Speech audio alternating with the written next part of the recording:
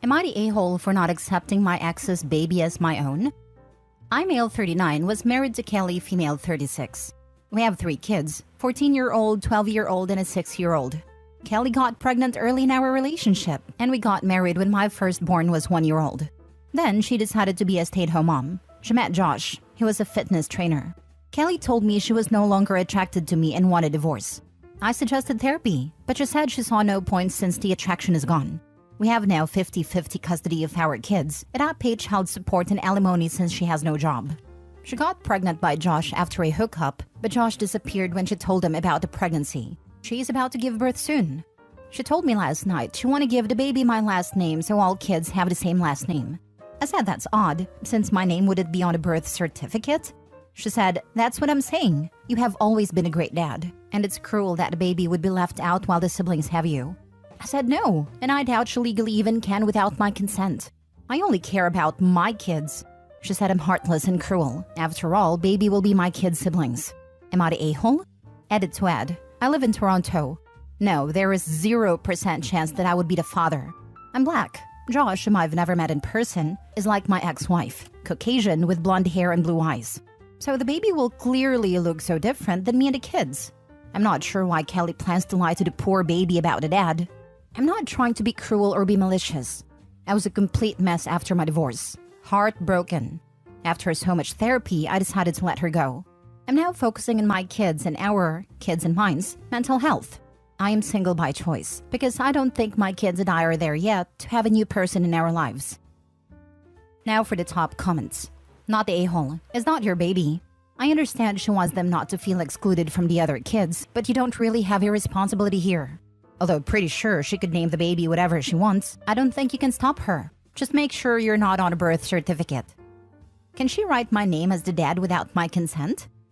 I think she could give the baby your name unfortunately, but as you're divorced, I don't think she can just list you as father. It's likely she can list anyone as the father, and the presumed father can contest the birth certificate, but obviously location dependent. Not the a-hole. I'd get a lawyer. Sounds like she may try to put you on the birth certificate and then claim child support. That's my fear. Yes, I'll talk to my lawyer. Don't worry too much. A simple paternity test would show you are not biologically the child's father. You won't have to pay child support for a child that is not yours. Section 31 of the Ontario Family Code doesn't allow for DNA to get someone out of fatherhood, which sucks for married men who had cheating wives. Luckily for OP, while the Family Code assumes the husband is the father, there is no assumption for an unwed mother. If the mother is not married, an affidavit of paternity has to be signed by the person claiming to be the father prior to his name being listed in the birth certificate. One small trap though, if his divorce was less than 300 days prior to the birth, he will be presumed to be the father, as conception would have occurred during the marriage. Wowza, that's messed up. Many US states are the same. It's only been in the last several years that some of them have passed paternity fraud laws that let deceived men get their names removed based on DNA. And even then, it's very restricted time frame. They use the benefit of the child to dehumanize men into nothing but wallets. Inform your lawyer, assuming your divorce isn't final, and make sure that you don't end up on a birth certificate. Our divorce got finalized already. Just inform your lawyer to draft up something as precaution. Please don't engage her when she starts talking about it. Next story. Am I the a-hole for telling my husband I don't care about his kids? I know I sound like the a-hole right from the get-go, but please hear me out. I, 39 female, got married to my 42 male husband 5 years ago. He had 3 kids at a time who are now 10 female, 14 female, and 17 male. I got along with them really well for the first year. They didn't call me mom or anything, which was never ever enforced. I always let them know that they were allowed to call me by my first name. Their mom has not liked me from the start. She has constantly showed up to my doorstep yelling at me, saying I'm trying to steal her kids. I have tried to sit down and talk to her, explaining that her kids love her and would never replace their mom. She still continues to tell them that rubbish. At around the 2.5-year mark, the kids started pulling pranks on me. I assumed it was harmless, like putting baby powder in my hair dryer or greasing up the stairs. Looking back on it, it should have been a sign. The rubbish their mom kept telling them eventually got to them, with her going as far as saying she was the mistress, which is why Daddy and I divorced, which is completely not true. The kids would then start disobeying me. It all started little, like not putting their shoes away, leaving dirty clothes on the floor. Then it down spiraled from there. They would start screaming at me, the eldest going as far as calling me a home-wrecking whore, which honestly left me in tears. These past 4 years, I've been subjected to bullying within my own home. I've spoken to my husband several times about all these situations. He brushes it off, saying they're still adjusting to change or it's all just jokes. Yesterday was my final straw when the 17 male and 14 female sold my gold earrings that were for my grandma, and they split the money. I told my husband that I was getting a divorce because I can no longer do this.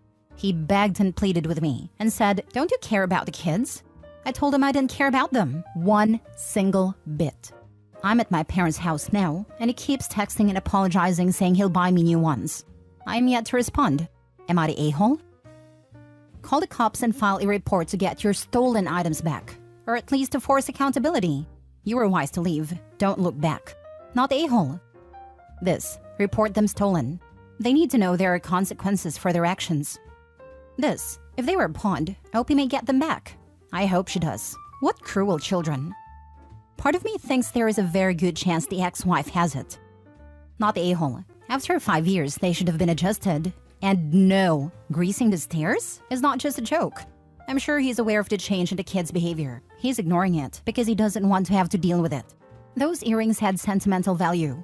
They can't be replaced, but what his kids did was a crime. There is another comment saying you should report the theft to the police, and I totally agree with that. Those kids stole your earrings, sold them, and shared the money. They need to learn that actions have consequences. These kids have made your life a hell for 4 years, and your husband has condoned that by not speaking to them. I wouldn't care about them either. Yeah, greasing the stairs is serious, an attempt to injure you seriously. You don't have a stepkid problem, you have a husband problem. His ex threw you to the wolves and he has done nothing but blow you off and dismiss your feelings and concerns. Just joking is the rallying call of every bully on the planet. Get a divorce. Why should you care about kids who are bullying you beyond reason? Or for a husband who watches it happens and does nothing. Get the heck out of this totally dysfunctional marriage. Stay at your parents' house. Get a lawyer. Start the paperwork. To hell with his apologies. Too little too late. And this is what you tell him. If you are stupid enough to go back, he will almost immediately go back to the way it was, ignoring what is going on. Get a divorce. The kids will high-five each other thinking that it's going to be happy family again. Then are shocked when dad doesn't go back to the person who actively helped destroy this marriage. More like kids are going to be shocked when they realize how much Opie did for them. Hope Opie gets out. She deserves so much better. Now for the update. These past days have been hard for me, especially with all that's happened. I took the advice and went to the police station and filed a report. The police said they'd see what can be done. I'm guessing they did show up to my ex-husband's house because he kept calling me nonstop. He called me all sorts of names, which I took screenshots of and sent to my lawyer. I've indeed contacted a divorce lawyer and will start the process in the next few weeks.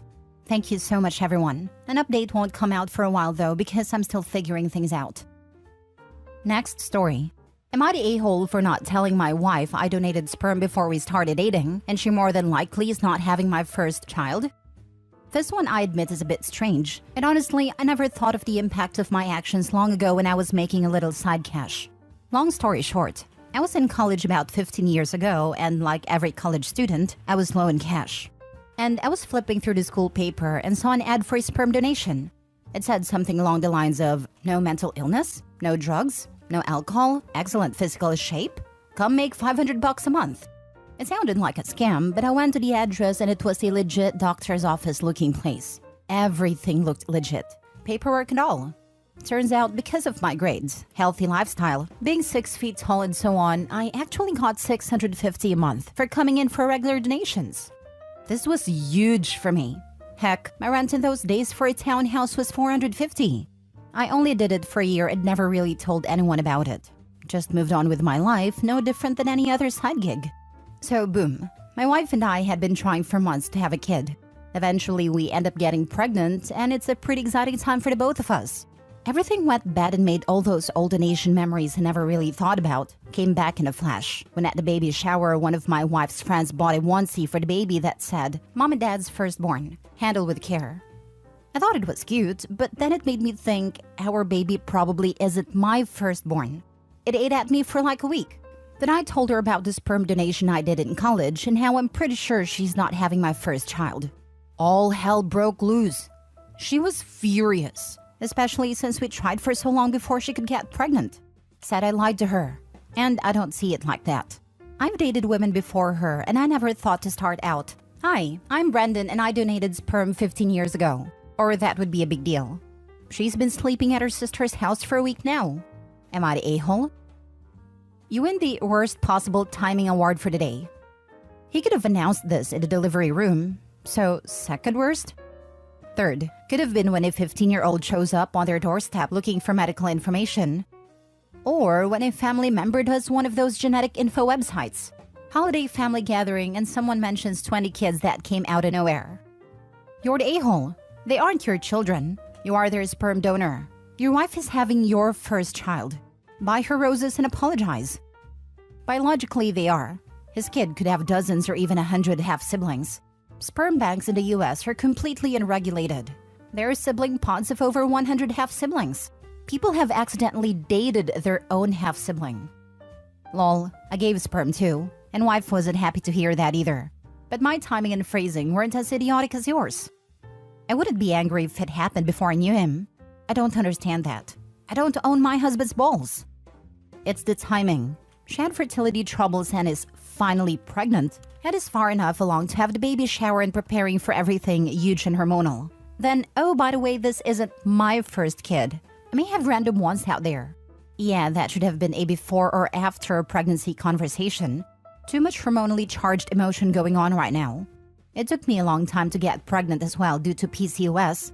Looking back, I genuinely think I wouldn't have cared if my husband had told me something like that while dating or when we first married. But during my first pregnancy, I was over the moon yet so anxious. I wouldn't have handled probably not my first kid news well at all. If it told me now 11 years of marriage, I'd be really annoyed that he hadn't mentioned it earlier, but I don't think I'd be angry. It's just the timing. I don't think OP's an a-hole at all, but kind of an idiot. Last story. Am I the a-hole for continuing to purposefully take a libido decreaser now that my wife has changed her mind? My 39 male, wife 40 female, and I have been married 15 years. Had a fantastic intimate life for 8 to 10 years, but then we got busy with kids and employment and things sort of fizzled out to maybe once every 6 to 8 weeks. My libido isn't crazy high, but I'll be honest, 6 to 8 weeks was killing me. I felt like the list of things that had to be checked off on my wife's list to get things going was impossible to fulfill. I feel like the list would go on and on, as new excuses and reasons were added on why she just wasn't down for anything.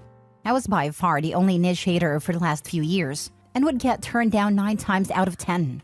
I work and my wife stays home with the kiddos, which works well for us. I attempted discussions with her about the situation and asked what else she needed from me, how we could spice things up, what we could do to increase our romance and intimacy, etc. The answer was always just that. She never really thought about it anymore and wasn't all that interested. I know it's not my place to pressure her into things she's not comfortable with, so after years of this, I eventually started to take care of myself. And she found out one day and flipped out about it. We had a conversation and she requested I didn't do that. I'm real non-confrontational, so I agreed, albeit made me frustrated and mildly depressed that we couldn't come to a middle ground. To make matters worse, I had different women at work come on to me very strongly in the middle of all this. I would never cheat, but I'd be lying if I said it didn't tempt me for a moment in my frustration. Eventually, I knew I needed to do something drastic to keep my marriage strong, and I got with my doc and started taking a medicine that decreases my libido significantly. I'll be honest, it's been very freeing. Now I hardly ever think about it. My wife, however, is angry that I'm not physically coming after her and attempting to initiate, etc., like I did before. She asked me to stop taking it, and I've flat out refused.